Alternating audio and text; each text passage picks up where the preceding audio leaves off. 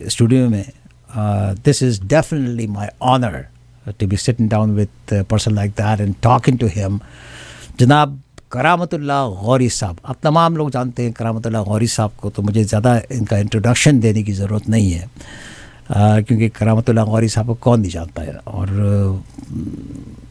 Every Monday کو 4:30 بجے یہ ہمارے ساتھ آتے ہیں. ہم ان کے بڑے شکر گزار ہیں کہ جناب کرامت اللہ غوری صاحب آ کے اپنے یادداشتوں میں سے کچھ چیزیں نکال کے آپ کے ساتھ شیئر کرتے ہیں, اور اس کے علاوہ جو کرنٹ افیئرس ہے اس پہ بات کرتے ہیں. اینڈ ان کا ایکسپیرئنس ٹاکس آپ نے سنا ہے, بہت لوگوں کے فون کالز آتے ہیں اینڈ ٹیکسٹ آتے ہیں, and you know how much you like to hear from جناب کرامت اللہ غوری صاحب.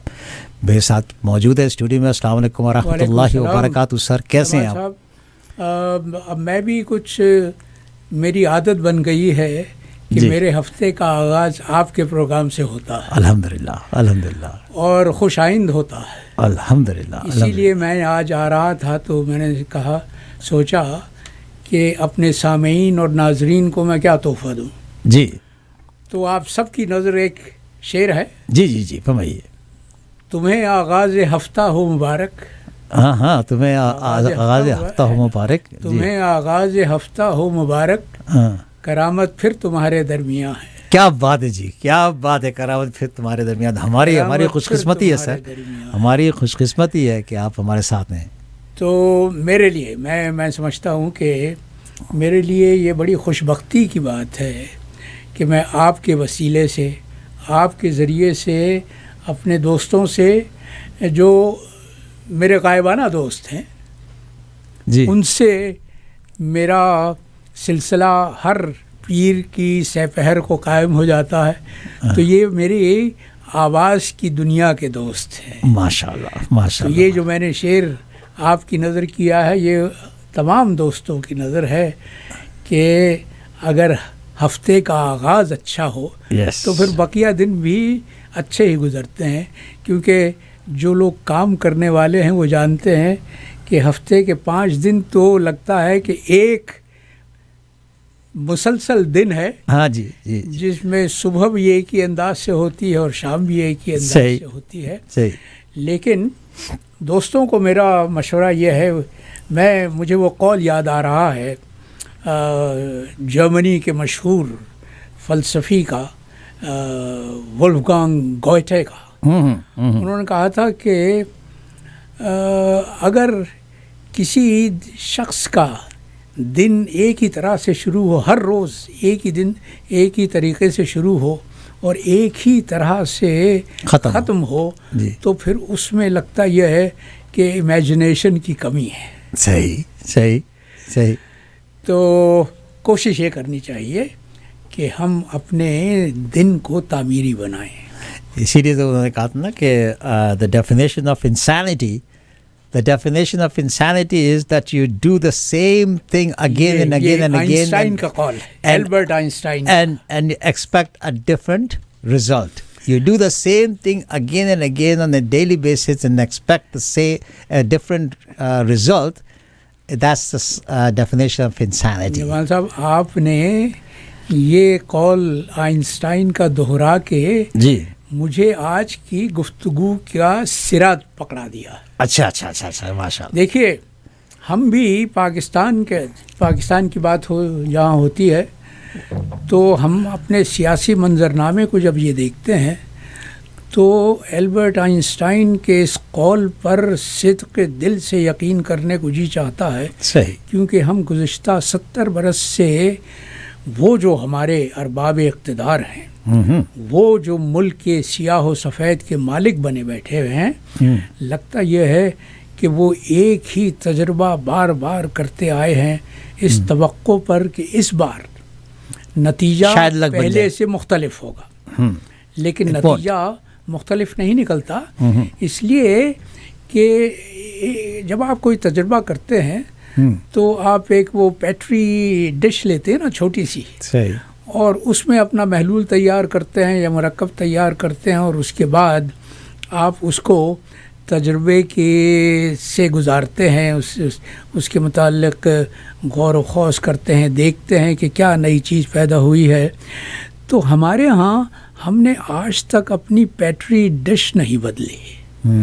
ہم اسی پرانی پیٹری ڈش میں نئے کردار ڈال کے یہ توقع رکھتے ہیں کہ شاید کچھ اس بار نتائج پہلے سے مختلف ہوں گے، لیکن وہ ہوتا نہیں ہے. جیسے ہوتا تھا کہ کراوت صاحب کہ وہ جو ہے آپ لاٹری خریدتے رہے اور ایکسپیکٹ کرتے ہیں کسی ایک دن تو جیتوں گا میں، جی کسی ایک دن تو جیتوں گا. وہ اپنی عمر گزر جاتی ہے آپ کی اور آپ جیتتے نہیں، اور جتنا پیسہ تھا وہ بھی ضائع کر دیا آپ نے.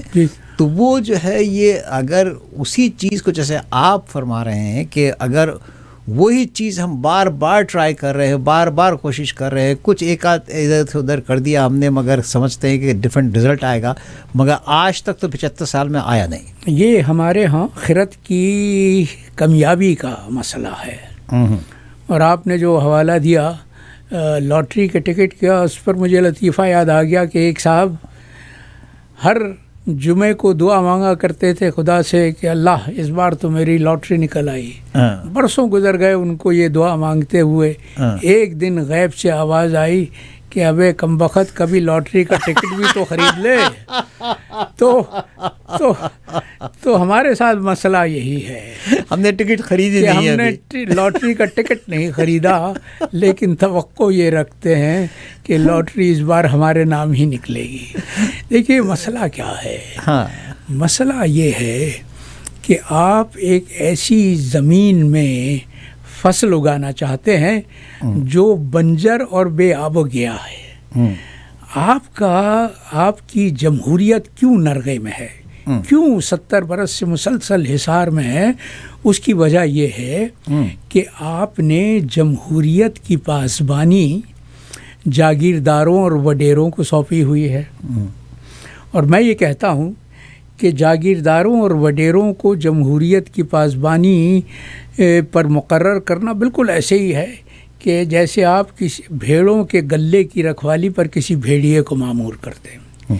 دیکھیے جاگیرداری کلچر کا انداز ہی جدا ہے. وہاں تو یہ مفروضہ ہے، بلکہ مفروضہ نہیں ہے بلکہ یہ یقین ہے کہ جاگیردار خدائی اوتار ہے. وہ زمین born with silver spoon in their mouth. ہاں نہیں، سلور اسپون کے علاوہ وہ پھر یہ توقع رکھتے ہیں کہ جاگیردار کے منہ سے نکلا ہوا ہر لفظ حرف آخر ہوگا، اور اس کے جو مظاہرے ہیں، جو اس کے نیچے عام انسان ہیں، عام افراد ہیں، ان پر فرض یہ ہے کہ وہ جاگیردار کے حکم کو بجا لائیں. اور جاگیرداری کلچر کی ایک اور لعنت جسے میں کہتا ہوں وہ یہ کہ اختلاف رائے کی تو وہاں گنجائش ہی نہیں ہے. اختلاف رائے کو دشمنی سے معمول کیا جاتا ہے، اور دشمن کو سے نبٹنے کا ان کے پاس دو ہی طریقے ہیں. یا تو اس کو رشوت دے کے خرید لو، اگر خرید نہیں سکتے تو اس کو ختم کر دو. مگر میں تھوڑا سا اس بات کو تھوڑی ڈفرینٹ طریقے سے لیتا ہوں کہ یہ صرف جاگیردار اور وڈیرے اور یہ جو بڑے بڑے لوگ جن کے وہ ہیں، صرف ان کا یہ پرابلم نہیں ہے. اگر آپ غور سے دیکھیں نا غوری صاحب، انڈیویجولس مڈل کلاس کے بھی جو لوگ ہیں ان کو دیکھ لیں کہ وہ اپنے نوکروں کو، چوکیداروں کو، اپنے لوگوں کو کس طریقے سے ڈیل کرتے ہیں. آپ دیکھ لیں. جی اس کی وضاحت یوں ہے جمال صاحب کہ جاگیرداری کا زہر اب پوری سوسائٹی میں، پورے معاشرے میں پھیل چکا ہے. تو اب یہ ضروری نہیں ہے کہ آپ کسی جاگیردار گھرانے میں پیدا ہوں، اب یہ لازم نہیں ہے کہ آپ کسی وڈیرے کے گھر میں جنم لیں، اس لیے کہ پورے معاشرے کی سوچ ہی غیر جمہوری اور جاگیردارانہ ہو چکی ہے. اب جب سے لوگ باہر نکل کے آئے اپنے ملکوں سے، اپنے ملک سے، میں کہتا ہوں ملکوں کو چھوڑیں، اپنے ملک سے جو باہر نکل کے آئے، جی یہ چیز وہاں پر بھی ہے، انڈیا میں آپ کئی جگہ، مگر وہ بھی ابھی ان میں ابھی تھوڑا سا دل اور عزت ہے. پاکستان میں یہ ہے کہ جب لوگ باہر نکل کے آئے تو ان کے پاس پیسہ بہت آ گیا، کیونکہ انہوں نے جب کنورٹ کیا تو وہ کنورشن جو ہے وہ بے انتہا لاکھوں کروڑوں میں بن گیا. جب وہ لوگ آئے وہاں پر پیسہ، بہت سارے بے انتہا فیملیز ایسی ہیں، آپ کو تو اچھی طرح معلوم ہوگا، کہ جو پچھلے 25 سالوں میں امیر سے امیر ترین ہو گئیں. And this is middle class کی بات کر رہا ہوں میں. جی. اگر ان کا رویہ ان کے اپنے نوکروں کے پاس یا اپنے چوکیداروں کے پاس، ان کے بھی چھوٹے چھوٹے بچے، and I say that those kids are born with a silver spoon in their mouth، کہ انہوں نے کبھی غربت نہیں دیکھی تھی، انہوں نے کبھی ہارڈ ورک نہیں دیکھا تھا، مگر اور پھر سڈن کیونکہ ان کے والدین باہر گئے، چاہے وہ کینیڈا امریکہ آئے ہوں، چاہے وہ آسٹریلیا نیوزی لینڈ انگلینڈ گئے ہوں، یا یہ کہ وہ مڈل ایسٹ گئے ہوں، اور جو پیسہ ان کا بن گیا تو اس کے بعد سے ان کے پاس جو ہے ان کا رویہ جاگیرداروں سے بھی بڑا رویہ ہو گیا ان کا. جی. وہ جو یہ بیماری تو پورے لوگوں میں ہے نا. نو دولتیوں کی یہی تو پہچان ہے. جی جی جی. کہ دیکھیے 2 چیزیں ہیں جن کو برداشت کرنا ہر شخص کے بس کی بات نہیں ہے. ایک دولت، دوسرے اقتدار. انسان کی آزمائش ہی ان 2 کسوٹیوں سے ہوتی ہے. پہلا اقتدار، دوسرا دولت. اور بدقسمتی یہ ہے کہ ہمارے وطن عزیز میں، وہ وطن جسے ہم چھوڑ آئے ہیں، اس وطن میں اب ایمان اور دھرم ہر طبقہ فکر کا دولت ہو گیا ہے، پیسہ ہو گیا ہے. اور سیاست بھی جو ہو رہی ہے ملک میں، وہ سب پیسے کے بل پر ہو رہی ہے، اور پیسے کے حصول کے لیے ہو رہی ہے. پیسے کے حصول کے لیے. اب اس کی تازہ ترین، جی، جو بک گیا سو بک گیا، جو نہیں بکا وہ انتظار میں ہے. دیکھیے عمران خان کی حکومت کا تختہ کیسے الٹوایا گیا، یہ پوری دنیا کو معلوم ہے کہ باقاعدہ جمعہ بازار لگایا گیا جس میں بولی لگائی گئی اور لوگوں نے کروڑوں کے عوض اپنے ضمیر بیچے. تو جہاں ایمان پیسہ بن جائے وہاں پر باقی ہر اخلاقی قدر مان پڑ جاتی ہے. ہر اخلاقی قدر ثانوی ہو جاتی ہے. اولین ترجیح پیسے کا حصول ہے اور پیسے کا ارتکاز ہے. آپ نے 2 باتیں بتائیں، اس میں عزت اور شہرت کی بھی بات ہے، حالانکہ وہ عزت بیچ کے عزت پہ مانگ رہے ہیں. وہ جھوٹی عزت ہوتی ہے جو پیسے کے بل بوتے پہ خریدی جائے، ہے نا. مگر یہ کہ وہ یہ کام چل رہا ہے نا. عزت وہ ہوتی ہے، جو مجھے یاد آتا ہے میرے مولا علی کا قول، عزت وہ ہوتی ہے کہ جب مولا نے کہا کہ جب تم جیو تو اس طرح سے جیو کہ لوگ تم سے ملنے کی خواہش کریں، اور جب مرو تو تمہیں لوگ یاد کریں. صحیح. تو عزت دار وہ لوگ ہوتے ہیں جو اپنے کردار سے اپنا لوہا منواتے ہیں، اپنی حیثیت منواتے ہیں. یہ جو نو دولتیے اپنے پیسے کے بلبوتے پر عزت خریدنا چاہتے ہیں، ان کی عزت تو صرف اس وقت تک ہوتی ہے، منہ دیکھے کی عزت ہوتی ہے. جب تک سامنے ہے لوگ ان کے سامنے جھکتے بھی ہیں، ان کی ہاں میں ہاں بھی ملاتے ہیں، لیکن جیسے ہی پیٹھ مڑتی ہے تو پھر ان کے کردار کی ساری خامیاں، سارے عیب گنوانے شروع ہو جاتے ہیں. تو یہ بھی سلسلہ نا، میں صرف ان کو آپ کی بات کو میں کنٹینیو کر رہا تھا کہ وہ جو آپ نے وڈیروں اور جاگیرداروں کی بات کی تھی نا، کہ وہ تو برسوں سے ظلم ڈھا رہے ہیں، اور برسوں تک ان کو تو کوئی چینج کرنے والا، وہ کبھی چینج ہو ہی نہیں سکتے سر. وہ لوگ تو کبھی انہوں نے کوئی دوسرا انسانیت کا تو انہوں نے کبھی لباس پہنا ہی نہیں ہے. ان کے باپ دادا نے کبھی نہیں پہنا، اور یہ اب جو نئی ان کی جو پود آ رہی ہے اس نے بھی کبھی نہیں پہنا اور نہ پہنیں گے وہ کبھی، ہے نا. مگر ان کے ساتھ ساتھ اب اگر ایک زمانے میں پاکستان میں کہا جاتا تھا، آپ کا وقت تھا وہ جب 22 خاندان تھے صاحب، جی ہے نا سر. جی میں تو سننا کرتا تھا کہ 22 خاندان 22 خاندان ہر چیز میں 22 خاندان کا. بھٹو صاحب نے بھی بڑا اس کا وہ ڈاکٹر محبوب الحق نے جو کہا تھا کہ پاکستان پر 22 خاندانوں کی حکومت ہے، تو اب وہ 22 خاندان 22,000 ہو چکے ہیں. 22 لاکھ ہو چکے ہیں سر. جی 22 لاکھ خاندان ہو چکے ہیں وہ، کیونکہ جس پتھر کی نیچے اٹھا کے دیکھیں آپ، وہاں پر ملینئر بیٹھا ہوگا، ہے نا.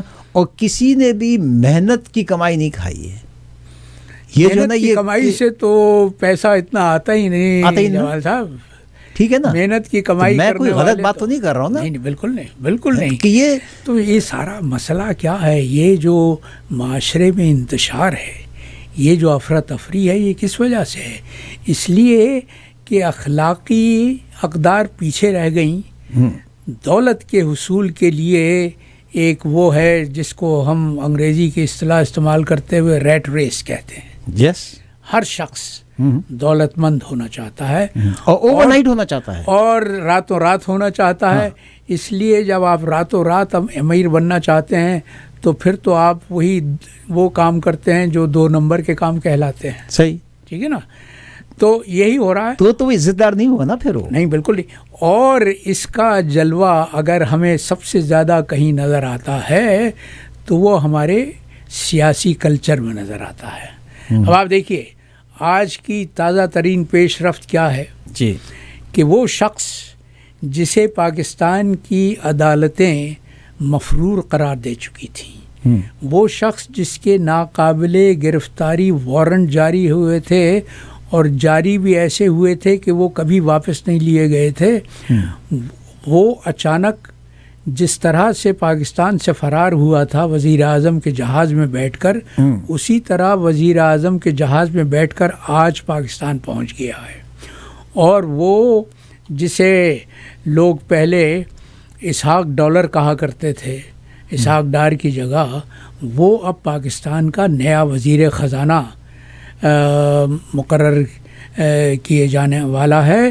میں کل مذاق میں کسی سے کہہ رہا تھا کہ وزیر خزانہ کس خزانے کے بنیں گے؟ خزانہ تو پہلے ہی لٹ چکا ہے، خزانہ تو خالی ہو چکا ہے، تو وزیر خزانہ کیا کریں گے؟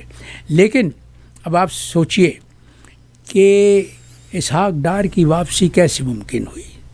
پہلے تو وہی عدالتیں جنہوں نے اسے مفرور قرار دیا تھا، وہی عدالتیں جنہوں نے اس کے ناقابل ضمانت وارنٹ گرفتاری جاری کیے تھے، انہی عدالتوں نے اپنے ہی کیے پر پانی پھیر دیا. وہ جو کچھ الزامات تھے وہ سب واپس لے لیے گئے، وہ ان کے وارنٹ گرفتاری بھی منسوخ ہو گئے اور ان کے لیے راہ ہموار کر دی گئی کہ وہ واپس آ جائیں. لیکن اس سے بڑا سوال یہ ہے کہ یہ سب کچھ ممکن کیسے ہوا؟ جی، اس لیے کہ پاکستان پر تو جو اصل حکومت ہے وہ شہباز شریف کی نہیں ہے، وہ تو ان کی ہے جو شہباز شریف کو لے کر آئے ہیں. اور میں بلا خوف تردید کہہ سکتا ہوں کہ عمران خان کی حکومت ختم کرنے کے بعد سے پاکستان میں باجوہ شاہی ہے. یہ فوج کے سب کارنامہ ہے نا، فوج کے جرنیل اور عدالت انصاف کی مسندوں پر بیٹھے ہوئے جج، یہ 2 ستون تصور کیے جاتے ہیں ریاست کے. لیکن یہی ستون اگر پوری عمارت کو منہدم کرنے پر تیار ہوں تو پھر وہی حشر ہوتا ہے جو آپ اپنی آنکھوں سے دیکھ رہے ہیں. آپ نے سنا ہوگا، بچپن سے سنتے آئے تھے وہ محاورہ اندھیر نگری اور چوپٹ راج. تو اب وہ منو ان پاکستان میں ہوتا ہوا ہم اپنی آنکھوں سے دیکھ رہے ہیں. اندھیر ہے نا کہ ایک ایسا شخص جس کے خلاف بے شمار الزامات ہوں، جس کو مفرور قرار دیا جا چکا ہو، جس کے ناقابل ضمانت وارنٹ گرفتاری جاری ہوں، وہ عزت و احترام کے ساتھ کسی کمرشل فلائٹ سے نہیں، وزیر اعظم کے جہاز میں بیٹھ کر اسلام آباد پہنچا ہے اور اس کے نئے وزیر خزانہ ہونے کا اعلان بھی ہو چکا ہے۔ اب آپ مجھے بتائیے کہ یہ اندھیر نگری نہیں تو اور کیا ہے؟ اندھیر نگری صاحب، یہ تو ڈیفینیٹلی، مگر یہ کہ اگر آپ کی عدلیہ یہ کہتی ہے کہ ان پہ کوئی کیس ہی نہیں ہے، نہیں، عدلیہ نے ان کے وارنٹ گرفتاری واپس لے لیے، ہاں نا، اس کا مطلب یہ ہے تو یہ میں ان کو کیسے قصوروار ٹھہراؤں گا کہ وہ جو عدلیہ ہے آپ کی، جی، اگر آپ کی عدلیہ یہ کہہ رہی ہے کہ بھئی ان کے سارے وارنٹس وغیرہ ہم نے واپس لے لیے ہیں اور ان پہ سارے کیسز ہم نے ختم کر دیے ہیں، تو پھر کوئی مجرم یہ چاہے گا کہ اگر اس کو آزادی مل رہی ہو 2 سال یا 3 سال یا 4 سال کے بعد اس کو آزادی مل رہی ہو، چاہے اس نے قتل کیا ہو اور اس کو آزادی مل رہی ہو، تو وہ یہ کہے گا کہ نہیں بھائی مجھے آزاد نہ کریں، کیونکہ میں جو ہوں میں تو قاتل ہوں، میں تو اپنے پورے 22 سال یہاں گزار کے جاؤں گا؟ کوئی کہے گا؟ یہ نہیں کہے گا نا۔ تو یہ پھر یہ تو عدلیہ کو کہنا آپ کے بھائی عدلیہ جو ہے اس میں یہی تو کہہ رہا ہوں نا کہ وہ جن پر ریاست کی عمارت کھڑی ہوئی ہے، جی، وہ ستون جن پر ریاست کی عمارت کھڑی ہے، اگر وہی ہلنے لگے، اگر وہی اپنی جگہ سے ہٹ جائیں، وہ آپ نے وہ ایک پھر محاورہ یاد آ رہا ہے، سنا ہوگا کہ تھوک کے چاٹنا، تو یہ تو عدلیہ نے وہ کام کیا ہے، تھوک کے چاٹنے والی بات، کہ آپ پہلے کسی شخص کو مفرور قرار دے دیں، اس کے وارنٹ ناقابل ضمانت وارنٹ گرفتاری جاری کر دیں، اور اس کے بعد اسے عزت و احترام کے ساتھ واپس آنے کی اجازت دیں، اور نہ صرف اجازت دیں بلکہ اسے اقتدار کی کرسی پر بٹھا دیں، اور اس کرسی پر جو فی زمانہ پاکستان کے حالات دیکھتے ہوئے دنیا کو معلوم ہے کہ اس وقت پاکستان کی معیشت کا کیا حال ہے، تو وہ یہ سمجھ رہے ہیں کہ پاکستان کو بچانے والے صرف اسحاق ڈار صاحب ہیں۔ ان کے متعلق غلط فہمی یا خوش فہمی یہ ہے کہ یہ مسیحائی کا کام کریں گے، ہاں جی، مسیحائی کا کام کریں گے، اور آپ دیکھیے گا، میں آپ کو ایک اور چیز بتا دوں، میں آپ کو ایک اور چیز بتا دوں کہ آل آف اے سڈن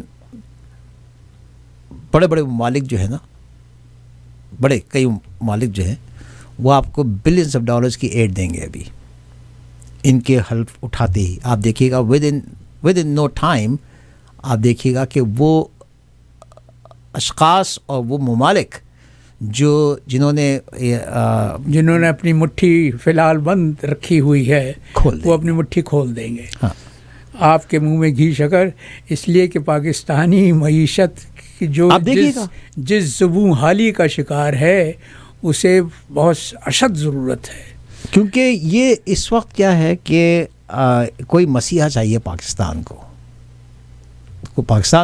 کوئی مسیحا چاہیے، اور ان کو اپنی ڈوبتی ہوئی کشتی کو بچانا ہے۔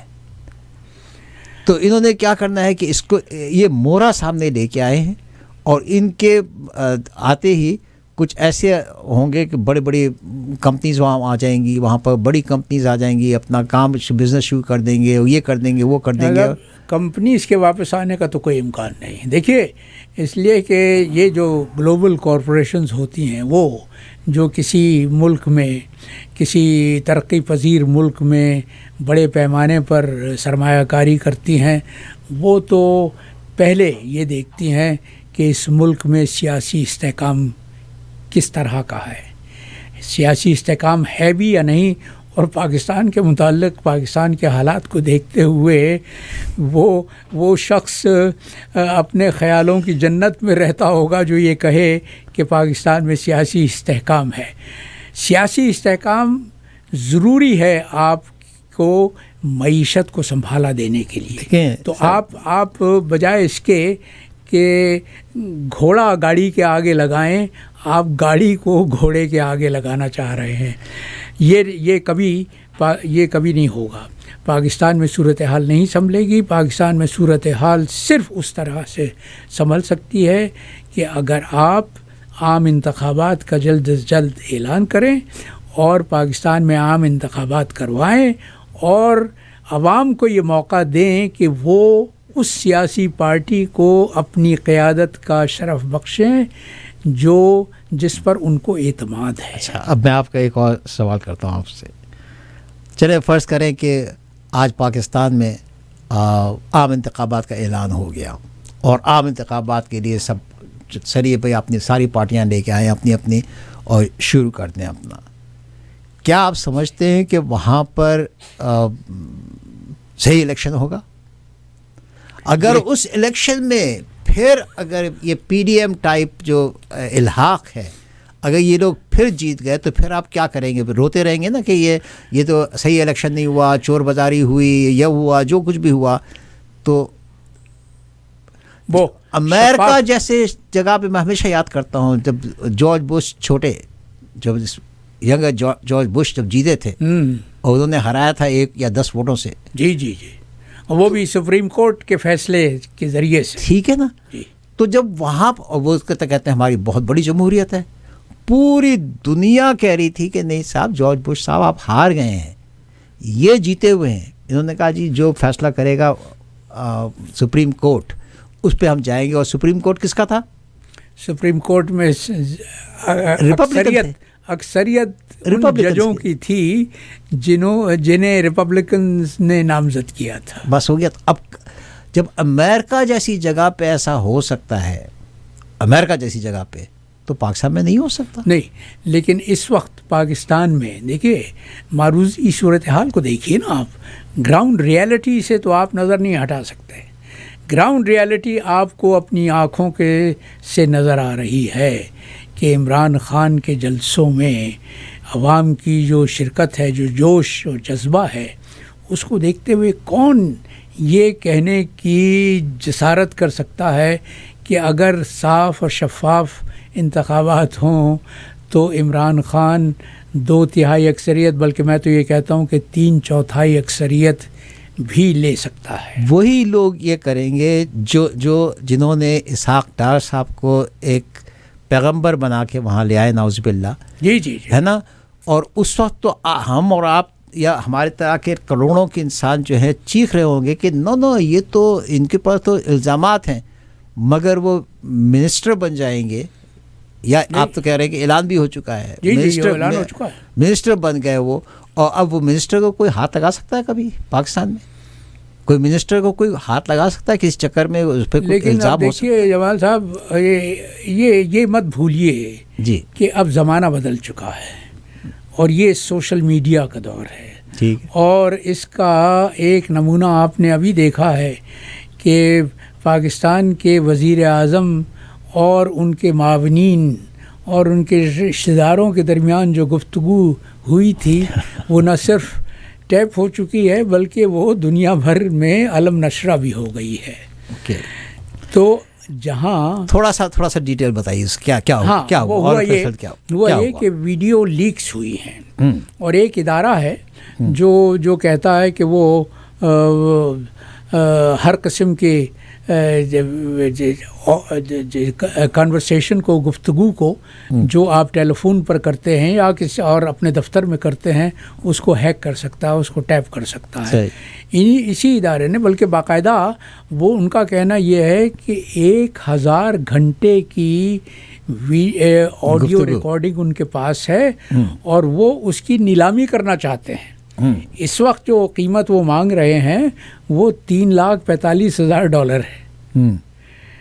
تو بہت کم ہے سر، بہت کم ہے. نہیں، لیکن وہ تو یہ بھی تو دیکھا جاتا ہے نا کہ کن لوگوں کی آڈیو، اس کے اندر کیا مواد کیا ہے، ان کا مواد کیا ہے اور ان کا اپنا رتبہ اور مرتبہ کیا ہے. تو شہباز شریف کا مرتبہ کیا ہے یہ تو دنیا کو معلوم ہے. وہ جس طرح سے پاکستان کی دنیا بھر میں جگ ہسائی کروا رہے ہیں، آپ نے دیکھا ہے نا کہ وہ روس کے صدر پیوٹن کے ساتھ جو ان کی ملاقات تھی اس میں وہ ایئر پلگ لگانا بھی ان کو نہیں آتا تھا. اس موقع پر انہوں نے جو حرکتیں کی ہیں اور جس طرح سے پاکستان کو دنیا بھر میں رسوا کیا ہے، تو اس کے بعد شہباز شریف کی آڈیو لیکس کی اس سے زیادہ قیمت اور کیا توقع کی جا سکتی ہے. ان کی ایک اور آڈیو بھی لیک ہوئی ہے کہ وہ جو ہے کچھ بات کر رہے ہیں تو انہوں نے انگلش پہ کچھ بات کی، تھوڑی سی مطلب یس نو کیا. اس کے بعد پھر وہ اپنے وہ پھر اپنی مادری زبان پر آ گئے، مادری زبان پہ آ گئے. تو ان کے ایڈوائزر نے ان سے کہا کہ نہیں سر اسپیک انگلش سر. کہتا کرتے لیتی میں اور کی کر رہا ہوں، اور بھی کریے اور بھی کریے. تو چلو نہیں، لیکن اس میں ایک جو آڈیو جس کا سب سے زیادہ چرچا ہے وہ گفتگو ہے جو شہباز شریف اور مریم نواز کے درمیان ہوئی، اور جس میں شہباز شریف اپنے ایک ماتحت سے یہ کہہ رہے ہیں کہ مریم نواز کے داماد نے بھارت سے اپنے ایک پاور پلانٹ کے لیے کچھ مشینری درآمد کرنا چاہتے ہیں، اس کے لیے راہ ہموار کی جائے. اور ماتحت ان سے یہ کہہ رہا ہے کہ سر یہ تو بہت پریشانی کی بات ہو سکتی ہے، اس لیے کہ یہ اگر لیک ہو گئی تو پھر ہمیں منہ چھپانے کی جگہ نہیں ملے گی. تو آپ سوچئے کہ پاکستان کے ارباب اقتدار کا مطمع نظر کیا ہے، ان کی سیاست کا معیار کیا ہے.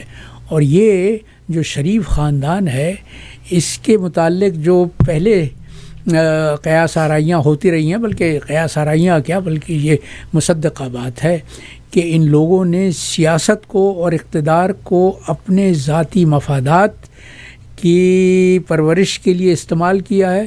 تو اب اس کا ایک اور ثبوت فراہم ہو گیا ہے کہ ملک کے حالات اتنے ناگفتہ بے ہیں، ہندوستان کے ساتھ تجارت پر پابندی لگی ہوئی ہے، لیکن مریم نواز کے داماد کے لیے سہولت پیدا کرنے کے لیے وزیر اعظم اپنے ماتحت سے مشورہ کر رہے ہیں کہ ان کوئی ایسا وسیلہ نکالا جائے کہ مریم کے داماد کی مشکل آسان ہو جائے. اس میں یہ بھی تو کہا گیا نا کہ وہ نہیں آپ اسحاق ڈار سے کہیں وہ کر سکتے ہیں. ہاں، تو اسحاق ڈار کو اسی لیے تو لایا گیا ہے. ٹھیک ہے نا. اسحاق ڈار کے متعلق تو لگتا یہ ہے کہ شریف خاندان کا ایمان یہ ہے کہ اسحاق ڈار ہر طرح کا معجزہ کر سکتے ہیں. نعوذ باللہ. انسان کو آف دا ٹاپک، تھوڑا سا میں آف دا ٹاپک ہو جاؤں. میں ارب پتی لوگ ہیں یہ، ارب پتی، میں کروڑ پتی نہیں کہتا ہوں، ارب پتی لوگ ہیں یہ. ان کی پشتا پشت جو ہے وہ ان کو کام کرنے کی ضرورت نہیں ہے. انسان کو کتنا پیسہ چاہیے ہوتا ہے جینے کے لیے؟ وہ جو غالب نے کہا تھا نا جمال صاحب، ہوس کو ہے نشاط کار کیا کیا. تو پیسے کی لعنت یہ ہے کہ جتنا آتا ہے ہوس اتنی ہی بڑھتی جاتی ہے. اور پھر آپ یہ سوال بھی تو کیجئے کہ یہ شریف خاندان جن کے نواز شریف کے والد بزرگوار تو ٹین کے برتن بنا کے گلی گلی بیچا کرتے تھے لاہور میں، یہ 30 سال کے عرصے میں ارب پتی کیسے ہو گئے؟ کیسے ہو گئے؟ کوئی جادو کی چھڑی ان کے ہاتھ آ گئی تھی؟ کوئی پروف نہیں کر سکا نا سر. کوئی نہیں، پروف تو موجود ہیں. آپ دیکھیے آج تک وہ اس کا جواب نہیں دے سکے کہ یہ جو لندن میں اربوں کے فلیٹس انہوں نے خریدے ہوئے ہیں، اس کے لیے وسائل کہاں سے آئے تھے، پیسہ کہاں سے آیا تھا، کس طریقے سے برطانیہ بھجوایا گیا تھا. تو کبھی یہ کہتے ہیں کہ نواز شریف نے پہلے تو یہ موقف اختیار کیا تھا کہ ان کو تو یہ علم ہی نہیں تھا کہ ان کے بیٹوں نے فلیٹس خریدے ہوئے ہیں. اور اس کے بعد جب بیٹے نے خود دعویٰ کیا کہ الحمدللہ کہ یہ جائیداد ہماری ہے، اور اس کے بعد یہ کہا کہ وہ ہم نے ایک آف شور کمپنی کے ذریعے سے اس کو خریدا ہے، اور وہ کمپنی جس کی ڈائریکٹر میری بہن مریم نواز ہیں، جبکہ مریم نواز یہ کہتی رہی تھی کہ میری تو انگلستان میں کیا پاکستان میں بھی کوئی جائیداد نہیں ہے. تو یہ تو وہ لوگ ہیں جن کے قول و فعل کا کوئی اعتبار نہیں ہے، اس لیے کہ کہتے کچھ ہیں کرتے کچھ اور. سیاست دان ہے نا سر. ہاں، سیاست کو دیکھیے، یہ بڑا المیہ ہے کہ سیاست کو پاکستان میں اس طرح کے گندے انڈوں نے گالی بنا دیا ہے. اور میں عمران خان کو جس بات کا اعزاز دیتا ہوں وہ یہی بات ہے کہ عمران خان کے ولولے نے، عمران خان کی قیادت نے پاکستان کی اس خاموش اکثریت کو بیدار کر دیا ہے جو صحیح تھی سیاست کو گالی سمجھنے میں. اب وہ طبقہ جو پڑھا لکھا بھی ہے، جو باشعور بھی ہے، وہ بیدار ہو چکا ہے، اور یہ جو حکمراں ٹولہ ہے اور ان کے جو سہولت کار ہیں، ان کے جو سرپرست ہیں، ان کے لیے پریشانی کی سب سے بڑی بات تو یہی ہے کہ عمران نے ایک سوئے ہوئے شیر کو جگا دیا ہے. بوتل کا کاک کھول کے بوتل کے جن کو آزاد کر دیا ہے، مگر یہ بھی تو اور اب یاد کوئی رکھیں نا، طریقہ نہیں ہے کہ آپ جن کو واپس بوتل میں بند کر مگر سکیں. یہ بھی تو یاد رکھیں نا کہ یہ حکمراں تو وہی ہے نا، پھر نہیں بات تو انہی کے، دیکھیے، پاور تو انہی کے ہاتھ میں ہے. نہیں بالکل ہے، میں اس سے انکار نہیں کرتا، ہاں. لیکن اب قوم کا جو مزاج بن چکا ہے اور قوم کا کہ سوچنے کے طریقے میں جو تبدیلی آئی ہے، تو اب اگر اس کے خلاف وہی رویہ اختیار کیا گیا، اگر اس کو اسی طرح طاقت سے کچلنے کا وتیرہ آزمایا گیا جو پہلے آزمایا جاتا رہا ہے کامیابی کے ساتھ، تو پھر آپ پاکستان میں ایک بڑے خلفشار کے لیے ذہنی طور پہ تیار ہو جائیے. میں نہیں کہتا کہ پاکستان ایک انقلاب کے لیے تیار ہے، لیکن انقلاب کی تاریخ ہمیں یہ بتاتی ہے کہ انقلاب کے لیے دانشور اکثر یہ سوچتے ہیں کہ ابھی بیج بونے کے لیے زمین تیار نہیں ہے، لیکن ایک لہر آتی ہے اور وہ عوام کے اختیار پر کے آگے جو بند بنا ہوا ہوتا ہے اس کو بہا کے لے جاتی ہے. تو مجھے کوئی تعجب نہیں ہوگا، اگرچہ میں اب بھی یہ سمجھتا ہوں کہ پاکستان اس انقلاب کے لیے تیار نہیں ہے جیسا انقلاب چین میں آیا تھا یا جیسا انقلاب ایران میں آیا تھا. معروضی حالات پاکستان کے لیے اس طرح کے انقلاب کے لیے نہیں ہیں، لیکن جس طرح سے عوام کے حالات بگڑ رہے ہیں، جس طرح سے مہنگائی نے ان کا جینا اجیرن کر دیا ہے، ان کے لیے جینا ایک عذاب بنا دیا ہے، تو وہ پھر وہ موقع آ سکتا ہے کہ عوام کے اندر جو لاوا پک رہا ہے وہ زمین کا سینہ چیر کر باہر آ جائے. دیکھیے، عوام جتنے بیزار ہیں، اور پھر اس پر سیلاب کی تباہ کاریاں، تو عوام اس وقت اس حیثیت میں ہیں جس کے متعلق وہ فارسی کا ایک مقولہ ہے کہ تنگ آمد بجنگ آمد، کہ جب آپ کسی کو دیوار کے ساتھ لگا دیں اور اس کے لیے ہر طرف تنگی ہو، کوئی گنجائش نہ ہو، تو پھر وہ پلٹ کے وار کرتا ہے. تو وہ جو یہ سمجھتے ہیں کہ وہ طاقت کے بل بوتے پر اب بھی عوام کی امنگوں کو کچل سکیں گے، عوام کی آواز کو دبا سکیں گے، ان کو یہ سوچنا چاہیے کہ یہ وہ پاکستان نہیں ہے جس پر ماضی میں ڈنڈے کے بل پر حکومت کی جاتی رہی ہے. اب عوام کا مزاج بدل چکا ہے اور عوام اب اپنے حقوق لینے کے لیے تیار ہیں. دیکھیے، جب وہ موقع آ جاتا ہے کہ جب عوام اس سے مایوس ہو جاتے ہیں کہ ان کے حقوق ان کو دیے جائیں گے، تو پھر وہ حقوق چھین لینے کے لیے سر سے کفن باندھ کر میدان میں نکال آتے ہیں. پنجاب اسمبلی کو بھی نہیں چھوڑا. پنجاب اسمبلی کا کہا جاتا ہے کہ روزانہ کی بات یہی ہے، سننے میں آتا ہے کہ اب کل ٹوٹ جائے گی، کل ٹوٹ جائے گی، جی وہ حرکتیں ہو رہی ہیں، ٹوٹ جائے گی، اس کے لیے حرکتیں ہو رہی ہیں.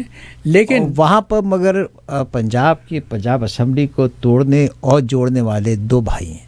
جی، چودھری برادران، گجرات کے چودھری برادران. کیا کہیں گے اس کے متعلق آپ؟ جی، وہ مستقل کوششیں تو جاری ہیں کہ پرویز الہی کی حکومت کو توڑ دیا جائے، ختم کر دیا جائے، لیکن دوسری طرف کوششیں یہ بھی ہو رہی ہیں کہ دونوں بھائیوں کے درمیان جو خلیج ہے اس کو پاٹ دیا جائے. اور آج جو میں نے خبر سنی ہے تو پرویز الہی کا خود یہ کہنا ہے کہ اگلے 10-15 دن میں انہیں توقع ہے کہ آ ملیں گے سینہ چاکانے چمن سے سینہ چاک، تو دونوں بھائیوں کے درمیان اختلافات ختم ہو جائیں گے اور چودھری برادران پھر سے ایک ہو جائیں گے. چودھری برادران ایک ہو کے ہوگا کیا اس کا؟ ایک ہو کے وہ پنجاب اسمبلی کو توڑیں گے یا ایک ہو کے پنجاب اسمبلی کو اور مضبوط کر دیں گے؟ نہیں، پنجاب کی حکومت کو مضبوط کر دیں گے. اچھا. اس لیے کہ اس وقت تو کوششیں یہی ہو رہی ہیں نا، کیونکہ پہلے زرداری نے کوشش کی تھی، وہ آپ کو یاد ہے کہ انتخابات جب شہباز شریف کے بیٹے کی حکومت تھی کہ کسی طرح چودھری شجاعت کو اپنی طرف کر لیا جائے، اور اس کے لیے انہوں نے بڑی شبانہ روز محنت کی تھی. تو اختلافات تو پیدا ہو گئے تھے، لیکن اب شاید بھائیوں میں ان کی طبیعت تو بہت خراب ہے. ہاں وہ تو بہت بیمار ہیں.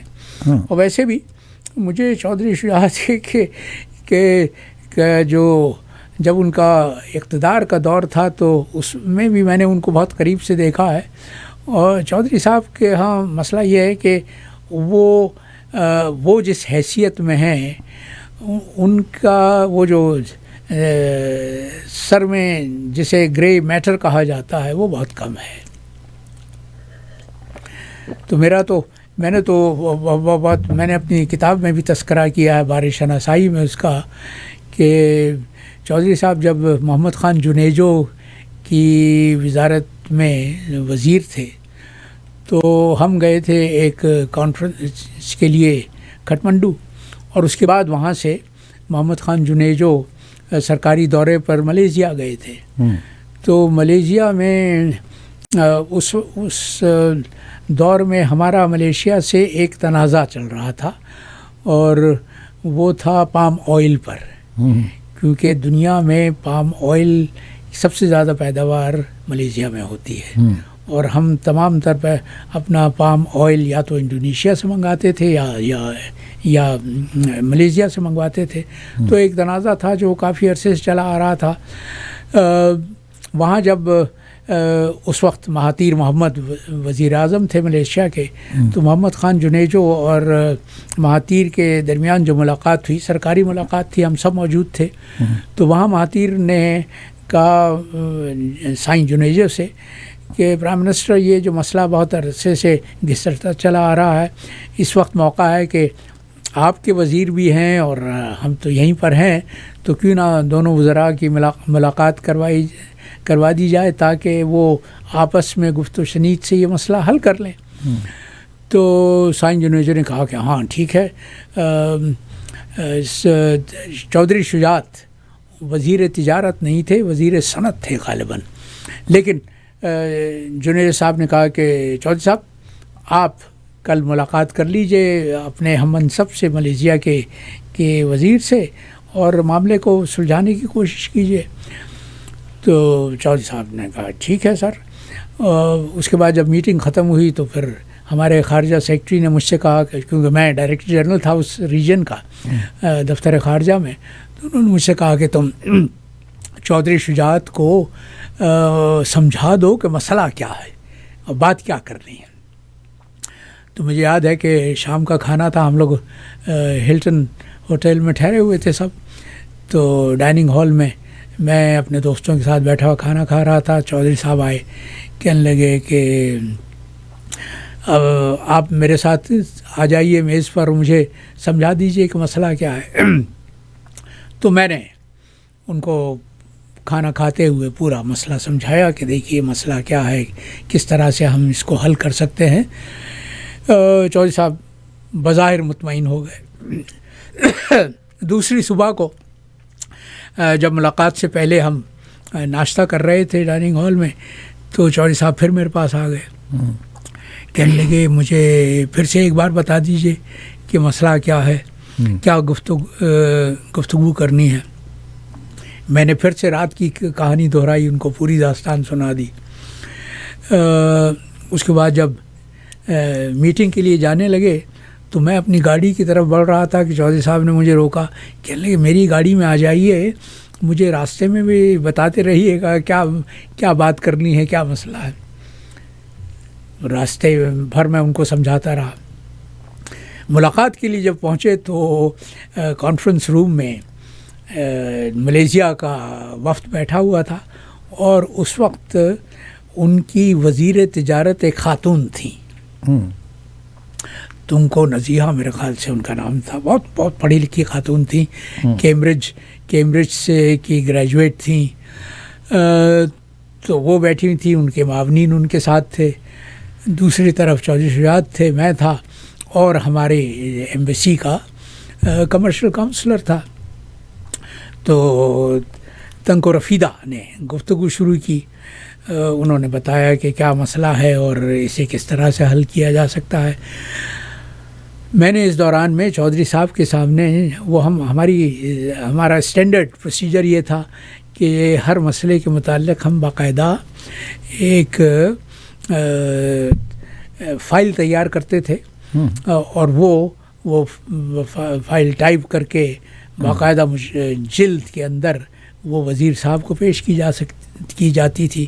تو میں نے وہ اپنا بریف کھول کے چودھری صاحب کے سامنے رکھ دیا. تنکو رفیدہ جب گفتگو ختم کر چکی تو انہوں نے کہا کہ وزیر صاحب اب آپ اپنا بیان کیجئے. تو چودھری صاحب سر پٹائے. اس کے بعد انہوں نے رک کے چند جملے ادا کرنے شروع کیے، اور میں نے دیکھا 5 منٹ کے بعد ہی مجھے اندازہ ہو گیا کہ گاڑی پٹری سے اتر رہی تھی. تو میں نے کہا کہ چودھری صاحب اگر آپ کمفرٹیبل نہ ہو تو پھر میں گفتگو کر لیتا ہوں.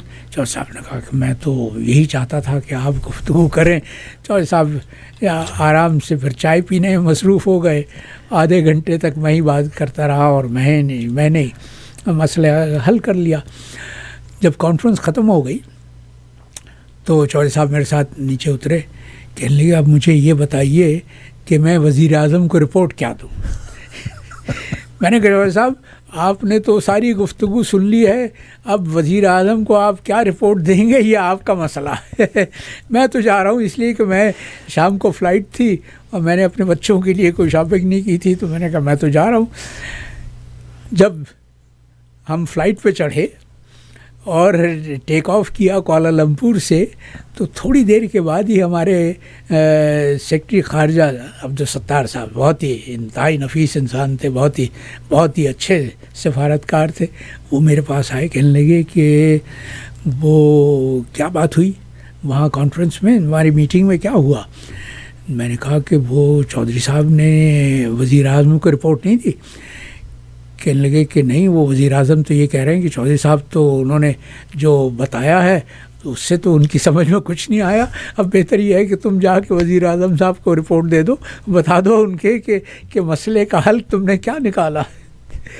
تو یہ معیار ہے. میں ساری جو یہ گفتگو کی ہے یہ اس وضاحت کے ساتھ کہ یہ استعداد ہے ہمارے ان رہنماؤں کی جن کو زوم یہ ہے کہ وہ قوم کی قیادت کر سکتے ہیں. اسی لیے تو میں کہتا ہوں کہ پاکستانی قوم کے ساتھ گزشتہ 70 برس سے جو کھیل کھیلا جا رہا ہے وہ اب ختم ہو جانا چاہیے. اور وہ ختم صرف اسی طرح سے ہو سکتا ہے کہ آپ ملک میں صاف اور شفاف انتخابات کروائیں اور اس پارٹی کو، اس شخص کو موقع دیں جو پاکستان کے اس روایتی سیاسی کلچر کی پیداوار نہیں ہے. دیکھیں عمران خان مختلف کیوں ہیں ان لوگوں سے، اور یہ کیوں پورا جو حکمران ٹولہ ہے وہ عمران خان کے خلاف کیوں ہے. اسی وجہ سے کہ وہ اس فیکٹری سے نہیں نکلا جو فیکٹری نواز شریف اور زرداری اور شہباز شریف اور چودھری شجاعت جیسے لیڈر پیدا کرتی رہی ہے. عمران ایک مختلف شخصیت ہے. وہ سیاست کو تجارت نہیں سمجھتا، وہ سیاست کو اپنے عوام کی خدمت کا ذریعہ سمجھتا ہے.